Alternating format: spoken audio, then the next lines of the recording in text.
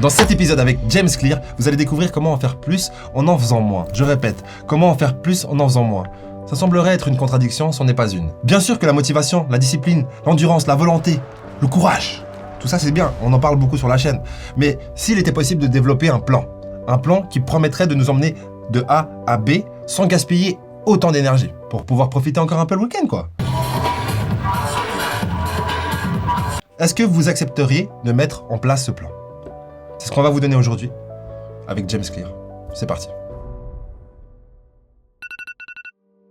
C'est comme un algorithme sur lequel vous pouvez vous appuyer. C'est comme un script cognitif, un raccourci mental, que vous pouvez utiliser quand la situation y est propice. Même si vous êtes talentueux, vous ne pouvez pas réussir sans avoir de bonnes habitudes pour mettre en œuvre et pour réaliser pleinement le potentiel que vous avez.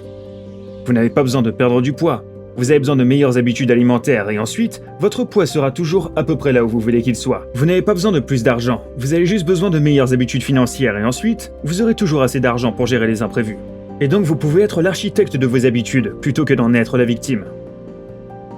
Souvent les gens disent « Vous savez, je veux plus d'argent ou je veux perdre du poids ou je veux certains types de résultats. » Mais la vérité c'est que votre compte bancaire est un indicateur de vos habitudes financières. Votre poids est un indicateur de vos habitudes alimentaires. Votre savoir est un indicateur de vos habitudes d'apprentissage et de lecture. Et donc, c'est en fait, on pense que la chose qui doit changer est le compte bancaire ou le résultat d'examen ou le chiffre sur la balance. Mais en fait, ce qui doit changer, ce sont les habitudes qui précèdent ces résultats. Toutes les actions que vous réalisez sont comme un vote en faveur du genre de personne que vous voulez devenir. Si vous pouvez maîtriser les bonnes actions, si vous pouvez maîtriser les bonnes habitudes, alors vous pouvez commencer à voter en faveur de cette nouvelle identité, cette personne que vous désirez devenir. Et je pense que c'est l'une des raisons pour lesquelles les petites habitudes sont si importantes. Elles ne transforment pas forcément votre vie du jour au lendemain. Par exemple, faire une pompe ne transformera pas votre corps, mais ça représente un vote en faveur du genre de personne qui ne rate pas d'entraînement. Ou méditer pendant une minute ne vous procurera peut-être pas une sensation de calme immédiate dans votre vie, mais ça représente un vote pour devenir une personne qui médite. La définition technique d'une habitude, c'est un comportement qui a été répété, assez de fois pour devenir plus ou moins automatique. Donc des choses que vous pouvez faire quasiment sans y penser. Débrancher votre grille-pain après chaque utilisation, ou faire vos lacets, ou vous brosser les dents. Des choses que vous faites pratiquement en mode pilote automatique. Maintenant, pourquoi le cerveau les crée-t-il ? Quel rôle joue-t-il ? Eh bien, quand vous avancez dans la vie, vous avez besoin d'énergie pour survivre. Et c'est vrai pas seulement pour les humains, mais pour tous les organismes qui requièrent une forme d'énergie pour survivre. Et obtenir de l'énergie, nécessite de l'énergie. Vous avez besoin de manger pour être capable de vous déplacer et de trouver le prochain repas. Et utiliser de l'énergie a un coût.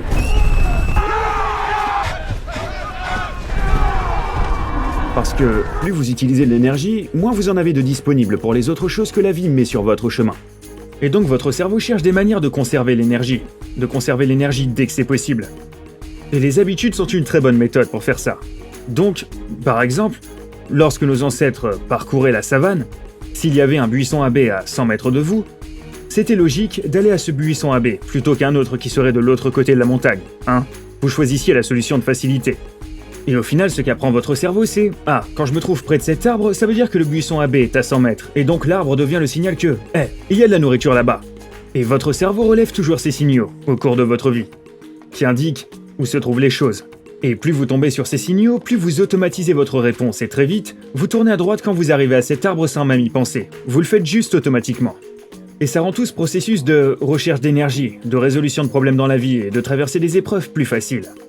Ça nécessite moins d'énergie, d'attention et d'efforts qu'auparavant. En gros, dans la vie, généralement, quand on veut quelque chose, quand on a un objectif, ce qu'on veut, c'est pas vraiment l'objectif ou ce que nous apporte l'objectif, mais c'est ce que l'objectif nous fait devenir. Ce qu'on veut vraiment, c'est l'identité. Et si vous vous en rendez compte, au lieu de vous focaliser sur le résultat qui est l'effet, il y a la cause, c'est-à-dire votre plan, vos actions, et l'effet. Du coup, vous n'avez pas vraiment de contrôle sur votre résultat, mais vous pouvez avoir un contrôle sur votre sensation. Et de toute façon, votre sensation d'identité est ce que vous cherchez réellement. Donc, si vous vous focalisez sur ça, plutôt que le résultat extérieur qui viendra en tant qu'effet suite aux causes que vous générez, ça a l'air complexe dit comme ça en quelque sorte, mais pas tant que ça. Mais si vous vous concentrez sur ce que vous voulez vraiment, et cette chose n'est pas l'objectif, mais c'est ce que l'objectif vous fait devenir, vous gagnerez du temps. Et vous vous concentrez sur des zones sur lesquelles vous avez un contrôle. Parce que vous avez un contrôle sur la création de votre identité, même si vous n'en avez pas totalement conscience. Imaginez faire 3 pompes tous les jours. Dans un mois, je vous dis, tu fais des pompes? Vous allez me dire, oui, bien sûr, je suis quelqu'un qui fait des pompes. Vous avez l'identité de quelqu'un qui fait des pompes, même si vous n'en faites pas 100 par jour. Et cette identité est plus importante que le résultat, parce qu'elle mène au résultat par défaut. Et c'est vrai, pas seulement pour les choses comme trouver de la nourriture, qui est essentielle à notre survie, mais aussi pour les tâches quotidiennes, parce que toutes ces tâches quotidiennes consomment aussi de l'énergie. Donc pour quelque chose comme faire ses lacets, votre cerveau assimile le contexte de « quand j'ai une chaussure au pied et les lacets sont défaits », ça veut dire que je dois faire cette petite routine, où je fais un nœud pour faire mes lacets, etc. Et la première fois que vous le faites, ça nécessite de l'énergie, mais ensuite, après l'avoir fait 100 fois, 1000 fois ou 10 000 fois, très vite vous le faites. C'est comme tourner à droite après l'arbre. Vous pouvez avoir une conversation avec quelqu'un ou écouter un podcast ou penser à ce que vous devez faire dans la journée. Vous libérez cette énergie et cette attention pour l'utiliser ailleurs. Et vous avez, c'est peut-être le rôle le plus important qu'elles ont, vous gaspillez moins d'énergie. Plutôt que de vous démener avec vos lacets et de les faire tant bien que mal, vous pouvez le faire rapidement et facilement. Et vous économisez de l'énergie et du temps pour la prochaine tâche. Et ce qui est intéressant, c'est qu'on en forme tout le temps, mais beaucoup de gens n'ont pas le sentiment d'avoir le contrôle sur leurs habitudes. Ils ont le sentiment que c'est leurs habitudes qui prennent le contrôle sur eux, qu'ils sont comme des victimes de ces mauvaises routines. Et quand vous commencez à approfondir un peu et à décortiquer les étapes, et à vous rendre compte que c'est une habitude et comment elle fonctionne, alors vous commencez à avoir un peu plus de contrôle dessus. Et je pense que, puisqu'on va créer des habitudes de toute façon, alors c'est plus logique d'être capable de comprendre comment elles fonctionnent et comment les structurer, pour que vous puissiez être l'architecte de vos habitudes, plutôt que d'en être la victime. Et vous décomposez ça avec le déclencheur, l'envie, la routine et la récompense. Ce qui n'est pas tout à fait la méthode traditionnelle. Eh bien, j'ai choisi ce modèle de 4 étapes. Le déclencheur, l'envie, la routine, la récompense. Il y a beaucoup de science derrière ça. 3 de ces 4 étapes sont très communes. Le déclencheur, la routine, la récompense. Et l'idée c'est que, vous savez, il y a une centaine d'années d'études comportementales derrière ça.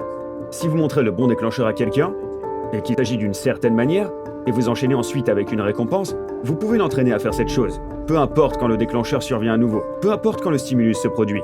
Donc, si quand la lumière s'allume dans le laboratoire, le singe reçoit une dose de jus, alors il sait que peu importe quand la lumière s'allume, il peut s'avancer. Et vous savez, mettre sa bouche en dessous du goutte à goutte pour avoir du jus, ou peu importe. Et vous pouvez faire ça pour tout plein de choses. Et ça fonctionne aussi avec le comportement humain de plusieurs façons. Mais ensuite, il y a eu la seconde vague de recherche avec la psychologie cognitive durant probablement les 50 à 75 dernières années, qui montre qu'il n'y a pas seulement les déclencheurs extérieurs et les récompenses extérieures qui influencent nos habitudes, mais également intérieures. L'humeur, les émotions, les sentiments, les pensées, les croyances, tout ça influence aussi notre comportement. Donc, vous ne faites pas vraiment quelque chose pour la récompense, vous le faites pour l'image que la récompense crée dans votre esprit. Si vous allez sur Amazon et que vous pouvez acheter Atomic Habits ou que vous achetez des livres ou peu importe, vous n'avez pas vraiment acheté le livre. Vous ne pouvez pas, car vous ne l'avez pas encore. Ce que vous avez acheté, c'est cette image que la page de vente a créée dans votre esprit. Vous avez acheté la déduction que ça sera un bon livre. Et la récompense d'avoir le livre en soi, ou de le lire, vient seulement en deuxième temps. Ça vient seulement après l'action. Je pense que cela est vrai pour pratiquement tous les comportements humains et actions. C'est en fait l'anticipation que quelque chose sera bien qui vous fait agir. La raison pour laquelle je vais boire ce thé, ce n'est pas parce que j'aime ce thé. Je ne peux pas, je n'ai pas encore bu. C'est parce que j'ai anticipé que d'en prendre une gorgée sera bon. Et donc c'est en réalité l'anticipation ou l'espoir. La prédiction de ce qui va arriver qui motive toute action à se produire. L'envie vous pousse à agir. Après vous agissez, et ensuite il y a récompense. Et la récompense sert 2 objectifs. Et le premier, c'est que ça satisfait l'envie qui est survenue avant.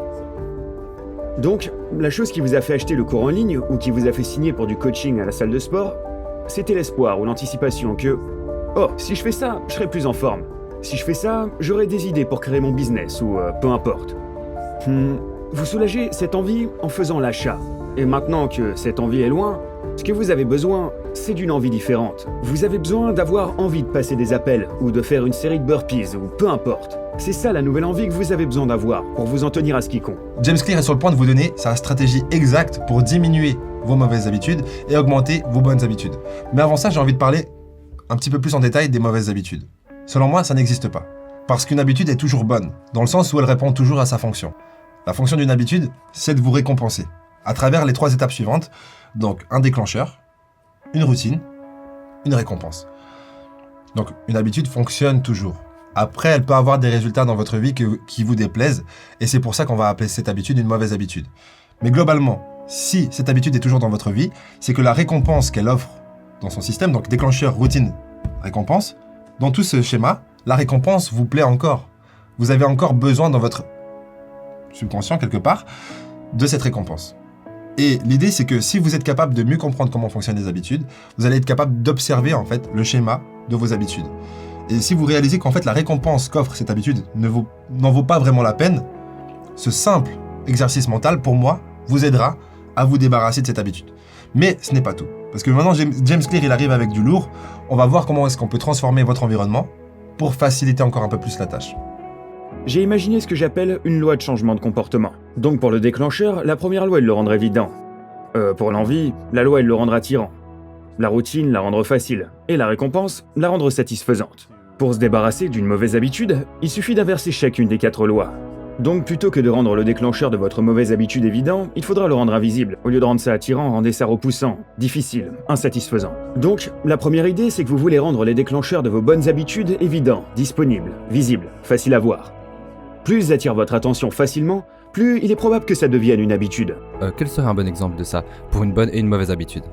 Alors, l'un des aspects par lesquels je suggère de commencer, c'est ce que j'appelle l'aménagement de l'environnement.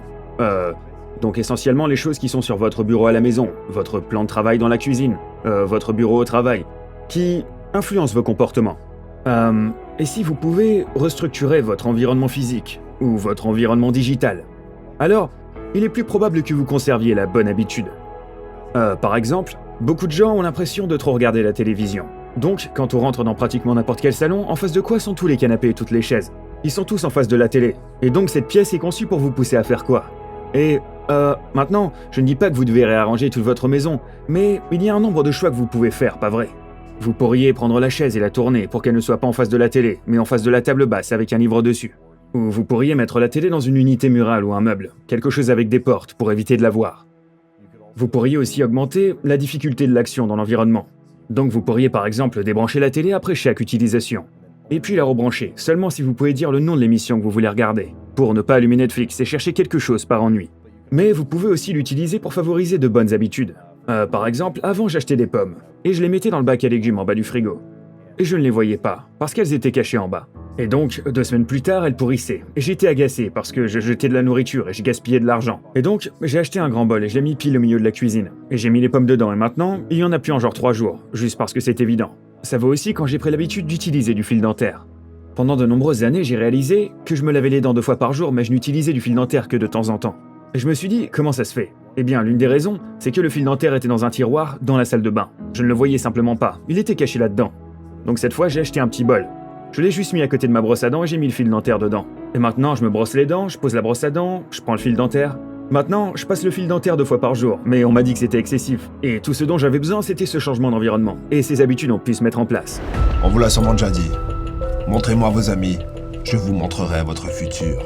Mais ce qu'on a oublié de vous dire, c'est... Qu'est-ce que vos amis dans ce contexte? Je dirais que ce n'est rien de plus que votre environnement. Alors je pousserai l'idée encore un peu plus loin, je dirais montrez-moi votre environnement et je vous montrerai votre futur. Votre environnement consiste en beaucoup d'éléments. Votre frigo, votre cuisine, votre salon, votre chambre à coucher, tout votre environnement. Si vous avez l'environnement d'un champion, vous serez un champion. Changez le contexte et vous changerez l'histoire.